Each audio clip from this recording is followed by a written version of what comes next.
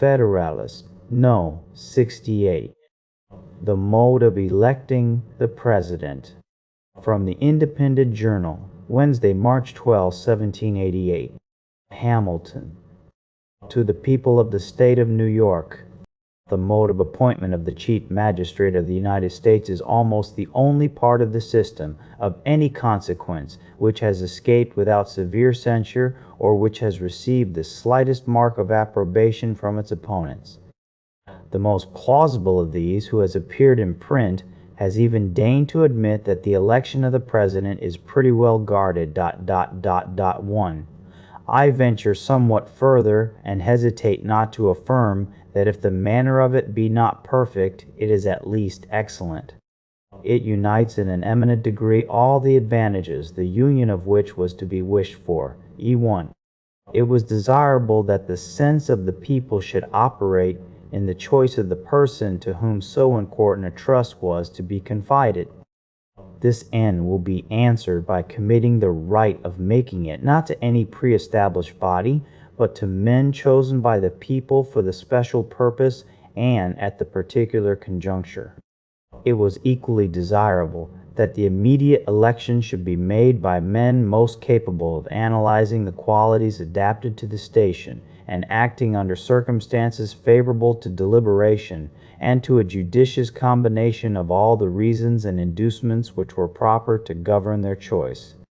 A small number of persons, selected by their fellow citizens from the general mass, will be most likely to possess the information and discernment requisite to such complicated investigations. It was also peculiarly desirable to afford as little opportunity as possible to tumult and disorder. This evil was not least to be dreaded in the election of a magistrate, who was to have so important an agency in the administration of the government as the President of the United States.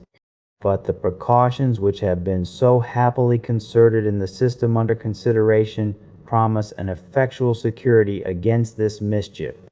The choice of several to form an intermediate body of electors will be much less apt to convulse the community with any extraordinary or violent movements than the choice of one who was himself to be the final object of the public wishes. And as the electors, chosen in each state, are to assemble and vote in the state in which they are chosen, this detached and divided situation will expose them much less to heats and ferments, which might be communicated from them to the people, than if they were all to be convened at one time in one place. Nothing was more to be desired than that every practicable obstacle should be opposed to cabal, intrigue, and corruption. These most deadly adversaries of republican government might naturally have been expected to make their approaches from more than one quarter, but chiefly from the desire in foreign powers to gain an improper ascendant in our councils. How could they better gratify this than by raising a creature of their own to the chief magistracy of the Union? But the convention have guarded against all danger of this sort with the most provident and judicious attention. They have not made the appointment of the President to depend on any pre-existing bodies of men, who might be tampered with beforehand to prostitute their votes, but they have referred it in the first instance to an immediate act of the people of America, to be exerted in the choice of persons for the temporary and sole purpose of making the appointment. And they have excluded from eligibility to this trust all those who from situation might be suspected of too great devotion to the President in office. No senator, representative, or other person holding a place of trust or profit under the United States can be of the numbers of the electors. Thus, without corrupting the body of the people, the immediate agents in the election will at least enter upon the task free from any sinister bias. Their transient existence and their detached situation, already taken notice of, afford a satisfactory prospect of their continuing so to the conclusion of it. The business of corruption, when it is to embrace so considerable a number of men, requires time as well as means. nor would it be found easy suddenly to embark them, dispersed as they would be over 13 states, in any combinations founded upon motives which, though they could not properly be denominated corrupt, might yet be of a nature to mislead them from their duty. Another and no less important desideratum was, that the executive should be independent for his continuance in office on all but the people themselves. He might otherwise be tempted to sacrifice his duty to his complaisance for those whose favor was necessary to the duration of his official consequence. This advantage will also be secured by making his re-election to depend on a special body of representatives, deputed by the Society for the single purpose of making the important choice. All these advantages will happily combine in the plan devised by the Convention, which is, that the people of each state shall choose a number of persons as electors, equal to the number of senators and representatives of such state in the national government, who shall assemble within the state and vote for some fit person as president.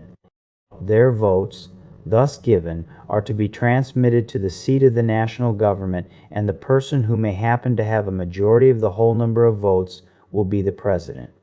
But as a majority of the votes might not always happen to center in one man, and as it might be unsafe to permit less than a majority to be conclusive, it is provided that, in such a contingency, the House of Representatives shall select out of the candidates who shall have the 5 highest number of votes, the man who, in their opinion, may be best qualified for the office.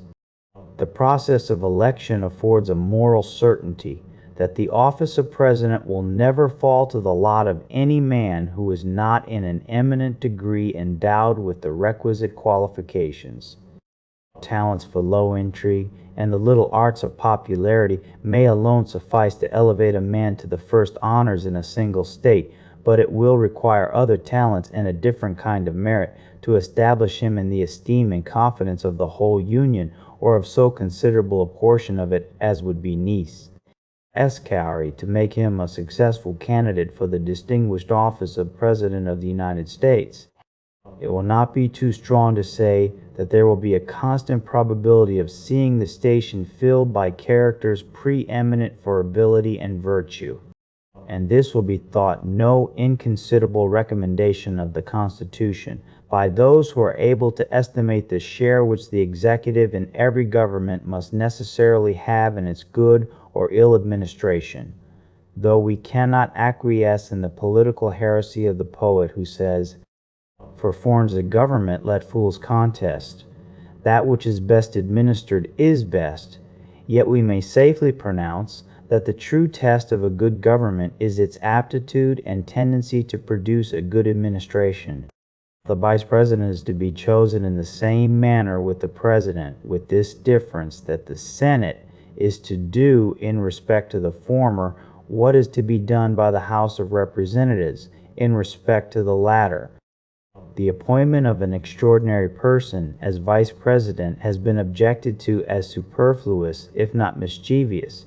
It has been alleged that it would have been preferable to have authorized the Senate to elect out of their own body an officer answering that description. But 2 considerations seem to justify the ideas of the Convention in this respect. One is that, to secure at all times the possibility of a definite resolution of the body, it is necessary that the President should have only a casting vote, and to take the senator of any state from his seat as senator to place him in that of President of the Senate would be to exchange, in regard to the state from which he came, a constant for a contingent vote. The other consideration is that as the vice president may occasionally become a substitute for the president in the supreme executive magistracy, all the reasons which recommend the mode of election prescribed for the one apply with great, if not with equal force, to the manner of appointing the other. It is remarkable that in this, as in most other instances, the objection which is made would lie against the Constitution of this state. We have a lieutenant governor, chosen by the people at large, who presides in the Senate and is the constitutional substitute for the governor. in casualties similar to those which would authorize the Vice President to exercise the authorities and discharge the duties of the President. Publius. 1. Vidi Federal Farmer. E1. Some editions substitute desired for wish for.